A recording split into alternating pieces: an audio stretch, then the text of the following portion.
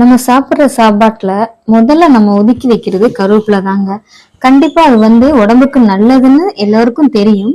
ஆனா இலைய கடிச்சு சாப்பிடுறது கொஞ்சம் கஷ்டமா தாங்க இருக்கும். நிறைய பேருக்கு அந்த சுவை பிடிக்காது. ஆனா அதுல அவ்வளவு நிறைய ஆரோக்கியம் இருக்குங்க. கர்ப்பப்பைக்கு அவ்வளவு நல்ல வலுவூட்டக்கூடியது. பீரியட்ஸை ரெகுலர் பண்ணி கொடுக்கும். உங்களுக்கு பிரெக்னன்சிக்கு ட்ரை பண்றவங்களுக்கு அவ்வளவு நல்லது. முடி நல்லா வளரும். கண் பார்வை நல்லா இருக்கும். ஸ்கின் ரொம்ப க்ளோயிங்கா இருக்குங்க. எனக்கு தெரிஞ்சதை சொல்றேன். ஆனா தெரியாம அவ்வளவு நிறைய விஷயம் இருக்குங்க. சொல்லணும்னா சொல்லிக்கிட்டே போலாம். கருவேப்பிலைய ஜூஸா நெல்லிக்காயோட அரைச்சு வாரத்துல 4 நாள் காலையில வெறும் வயிற்றுல குடிக்கும் போது சுகர் பிரச்சனை சுத்தமா இருக்காதாங்க. அவ்வளோ உடம்புக்கு நல்லது. இம்யூனிட்டி நல்ல பூஸ்டிங்கா இருக்கும்.